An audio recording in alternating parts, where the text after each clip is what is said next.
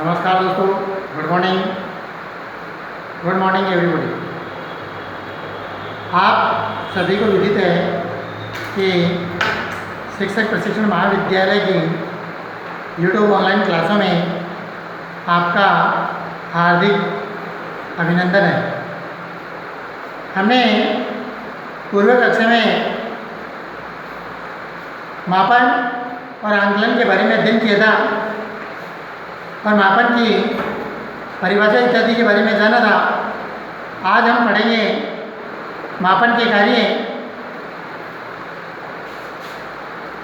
दिनांक 11 जुलाई 2020 B.Ed second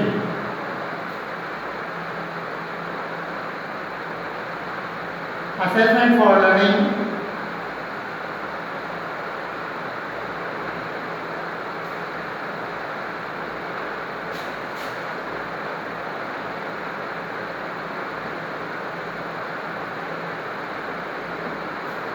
के अंदर हम पढ़ेंगे मेजरमेंट के क्या कार्य हैं। इन कार्यों के बारे में आज हम चर्चा करेंगे। पहले विद्यार्थियों, बिना मेजरमेंट के हम कभी भी अपने जीवन के उन्नत रास्ते पर नहीं बढ़ सकते।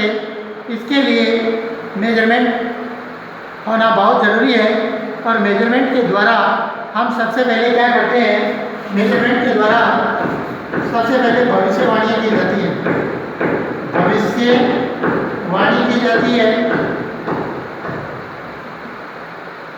एक विद्यार्थी द्वारा जितना अधिगम किया गया है उस अधिगम के आधार पर विद्यार्थियों में रही कमी या अच्छाइयों के बारे में हम भविष्यवाणियाँ कर सकते हैं कि अमुक विद्यार्थी ने कक्षा 9, 10, 11, 12 के अंदर अबाउ 95% अर्जित किए हैं। यह भविष्य में किसी उन्नत पद पर आसीन हो सकता है। और यदि किसी व्यक्ति का मेजरमेंट अर्थात शारीरिक दृष्टि से देख करके हम यूँ कह सकते हैं कि ये व्यक्ति इस कार्य के योग्य माना जाता है। इसके आधार पर उसके बाद हम तुलना कर सकते हैं। तुलना करना, मेजरमेंट के आधार पर हम तुलना करते हैं कि पूर्व कक्षा के मुकाबले इस कक्षा में कितने अंकों की वृद्धि हुई है, कितने प्रतिशत अंक अधिक पाए हैं या कम पाए हैं, इसका कारण क्या है। उसकी तुलना करके हम कर सकते हैं उस विषय में परामर्श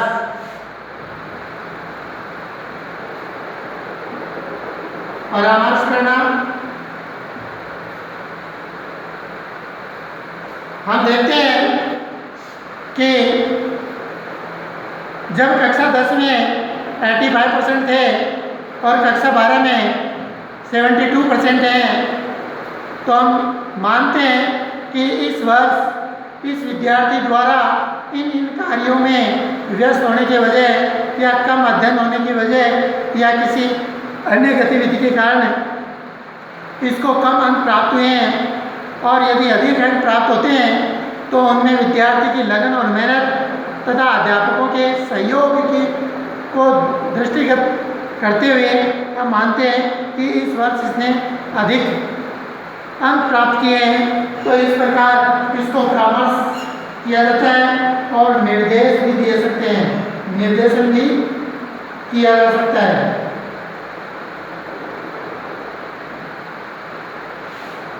अतः हम परामर्श और निर्देशन के द्वारा उस विद्यार्थी में प्राप्त जो अधिगम है उनका मूल्यांकन करने के बाद हम उसका क्या करते हैं, निदान करते हैं। तो मापन का महत्वपूर्ण कार्य है निदान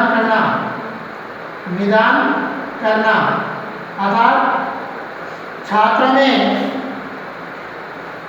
रही कमियों को उपचार के बाद उसका निदान किया जाता है कि छात्र किस प्रकार से उन कमियों को जो पूरा करना है, किस माध्यम से उन्हें अपनी कमजोरियों को दूर करके अच्छाइयों की ओर बढ़ना है, अर्थात अपने अधिगम को और ज़्यादा प्रभावी बनाने के लिए उसे निम्न जो कठिनाइयाँ आ रही हैं, जैसे पुस्तकों का नहीं मिलना, समय का अभाव, बीमारी से ग्रसित होना, उनका उपचार करने के बाद हम निदान करते हैं। उसके बाद हम देखते हैं उन उपचार और निदान करने के बाद परामर्श निर्देशन के बाद निदान करना, निदान के बाद में हम उसे क्या कर देते हैं कि संशोधन करते हैं, उसमें किंचित परिवर्तन करते हैं। संशोधन करना। जब विद्यार्थी किसी कार्य को किसी मेथड के द्वारा या किसी विधि के द्वारा अध्ययन कर रहा है और उसमें उतनी सफलता प्राप्त नहीं हो रही है, तो हमने निदान और परामर्श के द्वारा जाना कि इस विद्यार्थी को इस विधि में या इस तरीके में या इन गतिविधियों में उसे संशोधन करना बहुत ही जरूरी है। जब वह विद्यार्थी उस विधि में संशोधन करता है तो किस प्रकार का संशोधन करता है, इसके लिए हमें सबसे पहले क्या करना होगा, अनुसंधान, जो मूल्यांकन का एक अभिन्न अंग है, जिसके माध्यम से विद्यार्थी में आई हुई कमियों को हम अनुसंधान के माध्यम से देखते हैं कि इस विद्यार्थी में कितनी अनुसंधान के लिए योग्यता है, अर्थात किस किस विषय में हमें शोध और परिवर्तन करना है। उन परिवर्तन करने के बाद हम उसका क्या करते हैं, वर्गीकरण करते हैं।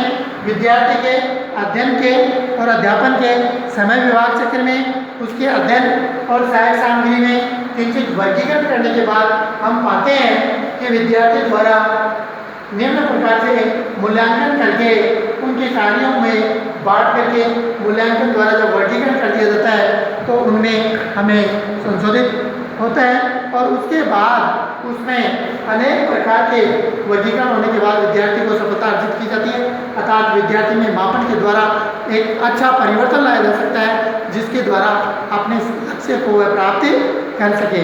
तो इस प्रकार हम मानते हैं कि मापन द्वारा हमें भविष्यवाणी करना, मापन द्वारा तुलना करना, मापन द्वारा परामर्श करना, निर्देशन देना, उसका निदान करना, संशोधन करना, अनुसंधान करना और वर्गीकरण करना, इस प्रकार मापन के